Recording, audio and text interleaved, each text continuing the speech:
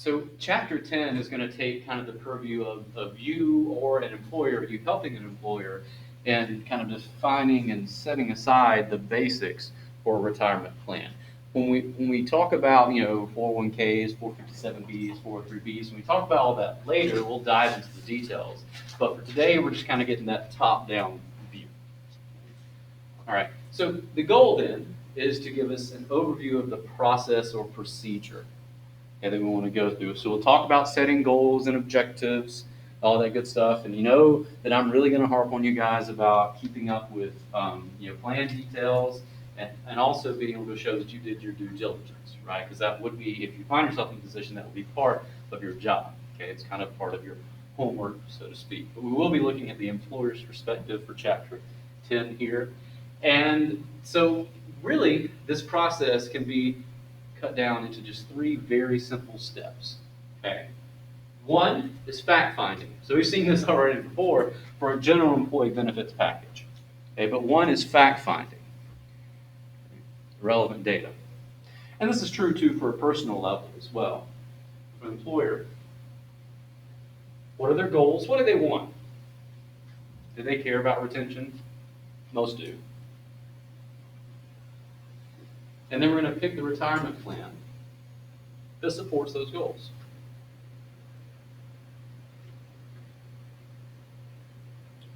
But what do they get out of it? They're like, well, I can just pay them salary. That's all they care about. That's easier. Well, that may be true. That may be true. But you get some other things out of this as the employer. The first is you're going to help your employees with retirement savings. Most individuals do not save adequately for retirement. They rely on future sources of income, Social Security, a little too heavily. Not everybody, but some, most, I would say. Get tax deferral on both sides. It can help with those 4 R's. It can be based on profit sharing or productivity. If we have a good year, then we're going to boost our 401k contributions. And it can discourage some collective bargaining as well. Right, so it's not just good for employees. Now, there are 2 very broad types of plans. We have qualified and non-qualified. Traditionally, your qualified plans are the ones that see kind of the tax advantages. The non-qualified plans don't often see those, but they allow for a little more specificity, or they can be tailor-made to certain objectives or goals. So non-qualified plans, we often see those for like executives or higher-ups. And while they don't get the same advantages that we'll go through here shortly as qualified plans, they're also not privy to some of the discrimination rules. Now, discrimination here, and as we talk about it in this chapter, it's not necessarily discrimination against a protected class of individual. It's more just discrimination across different types of employees, which could be against protected classes. But here we're just talking about employee discrimination based on their rank and file. Okay. So when we want to kind of use these non-qualified plans, because they're so again, I'll use the phrase tailor-made, and we won't have like a full discussion on them because they vary quite a bit. But when we want to use those, well, if we have those key employees, executives is a good example, and we want to kind of incentivize them, or because they're earning a good bit, a traditional 401k doesn't allow them adequate retirement savings, then we could give them a non-qualified plan to maybe kind of circumvent some of that. Okay, so it can be beyond the limits of a qualified plan. So when we talk about 401ks, we'll note that as of this year, or upcoming year, you can only set aside $19,500 of your own money as an employee. If you want to do more than that, you could do an IRA, but it also has limits. Non-qualified plans can sometimes skirt these. And then we get that customization. So what are the tax advantages of qualified plans? So this is not qualified. We're going to mostly focus on qualified from here on out. What are some of the tax advantages here? Contributions are deductible. So it comes out of your gross pay, you're not taxed on it.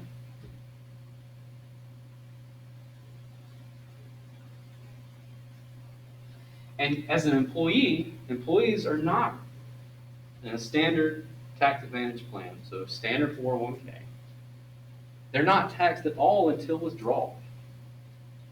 That includes what they put in, and that includes what the employer has matched or put in. They're only taxed once they withdraw, with the exception being Roth style accounts. On top of that, and we know this because we discussed a little bit with HSAs, right? We're kind of getting ahead of ourselves. But those earnings, they're not taxed either. So there's no capital gains tax on what you're earning in that retirement account. You only have to pay taxes upon your withdrawals when you retire. Those are pretty hefty advantages. Pretty good advantages. So I've created this little kind of comparison here. So I did have a few slides that were just talking about qualified, non-qualified, but I think it's comparisons do kind of help maybe in studying. So a couple of things I want to go over here that were not in the previous slides. So for a qualified plan, due to mostly discrimination, you have to offer that to at least 70% of your employees. Now it gets a little iffy if we're talking about part-time, but 70% of your employees must be covered. That doesn't mean they have to use it, mind you. You just have to offer that to them. They don't have to use it, but it needs to be offered to them. And with more kind of discriminatory, so we have the Employment Retirement Income Act, so ERISA.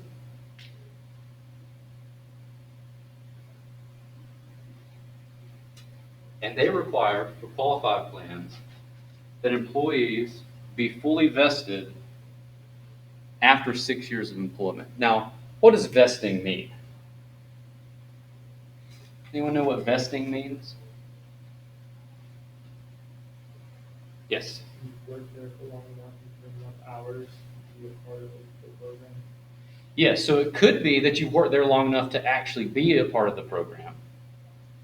Or it could be that you've worked there long enough that you get the contributions that they've given you too. Okay. So it could be that you get to a certain point, you can be in this pension or something like that. You've earned enough credit. Or if they're matching, 5% or 100% up to 5% of your salary that you're putting in, you have to be able to get all of that by 6 years. So we often see what are called vesting schedules. And it could be that it's just, 20% every year. After the 5th year, you're 100% vested. It could be that you get none of those contributions until 3 years. So that would be cliff vesting. So you're on a cliff and then you're off and you get 100%. Now, this is only for what the employee is paying in. Every dollar the employer puts in, that's only for what the employer is putting in. So if your firm is putting in, that's the vesting that you've worked towards. What you as an employee put in, that's always yours. Okay. That's always yours. So that's the vesting requirements. Not so much for qualified plans. If you give it more than half than it does hold, there's no vesting requirements there. All right, so that was kind of the 70% and the vesting requirements are not on the previous slides there, but I think this is a good little comparison, compare and contrast. All right, so let's shift gears to qualified plans because we're going to spend most of our time for exam 2 material discussing qualified plans. They also fall into 2 very broad categories. We have defined benefit and defined contribution plans. And the definition is kind of in the word or the words themselves. Okay. So let's look at DC plans first. They tend to be more common for a few reasons. So a defined contribution, the employer is saying they're going to contribute a certain amount to your account. In this case, we're talking about retirement, so a certain amount to your 401k. It could be 100% up to 5% of your salary if you put it in. If you don't put anything in, we're not going to, we won't match. Okay. Then, when the employee or the participant is eligible, that benefit is based on the account that they have. Now, eligibility is almost always predicated on retirement or severance, so if you are fired or you quit, but you rarely, if ever, can withdraw after quitting without a penalty. So if we withdraw early, there's generally a 10% penalty, okay, for a qualified account. Some 457B plans get around that. So Ball State offers one. So what the employer does is specified, but the employee can choose to do that or not. So they have an option. They can contribute to it or not. Now, this has been updated. This should say DC. So if you downloaded this morning, that has been corrected. But the advantages of defined contribution, so DC, not DB. There's cost control for the employer here. Because they're saying, all right, we know that we're only going to be paying up to that 5%. We know the salary that we're paying everybody. So we can get a maximum upper limit on what we would have to pay this year. 5% of everybody's salary. And we know it probably won't be that because, not everyone's matching that 5 or putting in that 5%. So you already kind of know the max you would pay out. So that's nice. You can still contribute more if you want to. We had good profits this year. Here's another 2% match. Okay. Or we'll match 110% of what you put in, up to some limit. It's generally easy to tell your employees how these plans work and how they're good, what you expect of them. That doesn't mean they'll utilize it,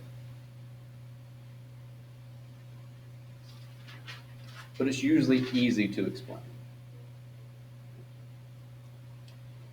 And what often happens, let's say with the standard 401k plan, is that there's a separate entity, Fidelity, Vanguard, that's running the investments of that plan, and the employee often gets control over how that is invested.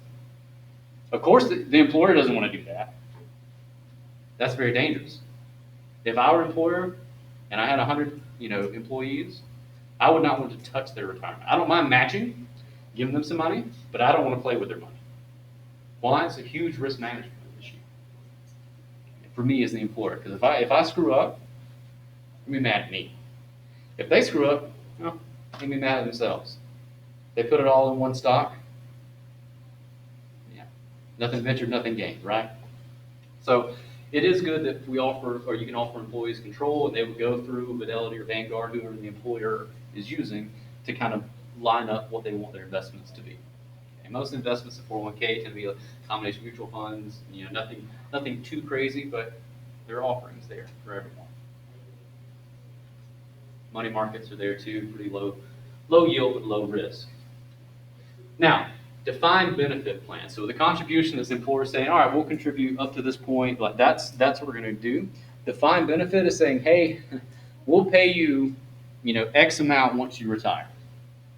It could be X amount per month. It could be a percentage of your yearly salary, your last 3 years, your best 3 years. But that's the defined benefit that we're giving you. We're not saying we're going to contribute 5 or 10%. No, we're going to give you 60, 70% of your last year's income once you retire. So these have to be funded actuarially because we're projecting into the future. We say if you're eligible at age 65, we need to estimate how long you're going to live. So actuarial tables help us with that. But also the present value that we think your salary would be over however long we think you're going to live at the time you retire. So the time value of money is heavily at play there. Now, what this means is someone comes in older, they're going to work less time, but presumably get a similar benefit. Unless we have a vesting schedule like we discussed earlier, which is, well, you have to put in your time, and that's not uncommon. It could be that for a defined benefit here, you have to work for at least 20 years to get the benefit. Sometimes it's at least 30 years. Now, the good part of that is you can start working at 25, put 30 in, be done. Now, you couldn't get, Social Security and other benefits, but you could get this retirement benefit if that's what they have set, and they don't have a retirement limit. Now, most of these plans also have a retirement limit, unfortunately. But it could be that there's a type of what we could call a vesting before you get these benefits as well.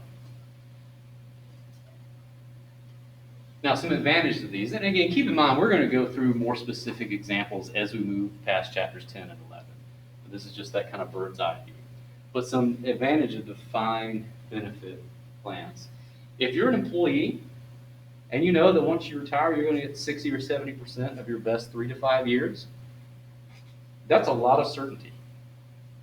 Far more than if you're just putting in 5 or 10%, they're putting in 5%, and you're letting it gain interest over time, your standard 401k, and you hope it's a few million at the end.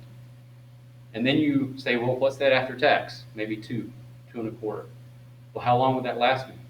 10, 20 years? What are my expenses going to be? So for the employee, that is very nice. Because some of the risk has been shifted then to the employer. Because they again have to think, well, how much are we going to need for this person when they retire at this time? And if we estimate incorrectly, it could end up costing us because we've agreed to pay that. Does offer a higher deduction. It's more expensive, usually. Very good value to older employees who come in because they're actuarially more expensive. It'd be like getting getting an annuity, you estimate, but like getting a life insurance policy when you're older would be more difficult. You're closer to the risk, the uncertainty. But it's also more likely to provide an adequate retirement benefit. If you're not requiring a match, you're saying that you're giving in X amount. Now there's pay in, but it's more likely to provide adequate retirement benefits because the employer is kind of on the hook. So those are kind of the pros and cons. Don't see many pensions or defined benefit plans, like you did 20, 30, or 40 years ago. And I think, a lot of that has to do with that risk being shifted to the employer and some of the costs. Okay. Now, a quick question here that we have to think about. So we covered exam 1 mostly was cash compensation or cash items. So at first we were like, well, is cash king? Well, not necessarily. We talked about the benefits of benefits. But the thing is, from an employer's perspective, so we're not looking at employee wanting cash. An employer's perspective, they get more tax benefits or employee benefits. So the dollar amount, there's a leverage here, is bigger. So every dollar spent for benefits provides them more tax leverage than just $1 in cash. So why don't they just give everyone, 50% of their compensation is just in benefits. You get the best health insurance, so here's a defined benefit, a pension plan, get all this great stuff. Well, it comes back to the other end of the equation, which is the employee. Not all of them value benefits in the same way, and they could be absolutely right in doing that. A younger person, on average, will not value health insurance as much as an older individual. That doesn't mean the younger person's wrong. They just know that their risk is a little bit lower. So they'd rather have that as cash. Instead of putting into the HSA or paying those health insurance deductibles, just give me the cash. A couple extra $1,000 a year, yeah, I'll take it. Probably closer to extra $3,000 or $4,000 a year. Take it. So that's kind of one of the reasons. And it's kind of on the periphery of this whole discussion here. But your book mentions it in passing, and I think I should too. So it's not, it's going to be difficult if you shift too heavily. We know that most individuals' compensation is anywhere from 25 to 33% based on employee benefits, and the rest will be cash items. Okay, so trending towards 50 is going to be difficult to do, even if you think it's better. Okay? Even if you think it's a better option. All right, so what about employer objectives? The last little bit here is a few examples for this lecture. I'm going to pick 3 of the common objectives. Your book has a little more information here, but I think these, at least in my experience, to my knowledge, are the most common ones.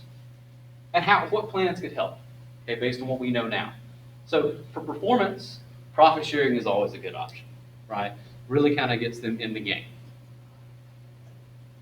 Stock bonus plans, and then to define contribution, because if they make more, they may be more inclined to pay into it. Okay, if you're saying I'll contribute up to 5%, but if you do well, I'll match not just 100% to that 5%, 110%. That could incentivize them as well, because they're getting 110% of return on every dollar they put in, up to their 5% of salary.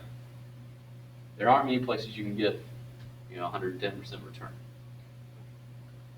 So what do we want to minimize turnover? Most retirement plans help with this, but a defined benefit could really help.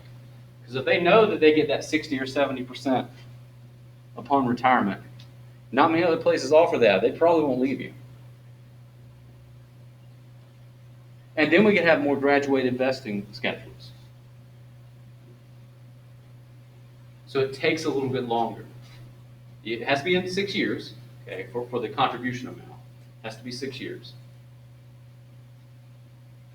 We can make it so it's cliff at the 4th or 5th year.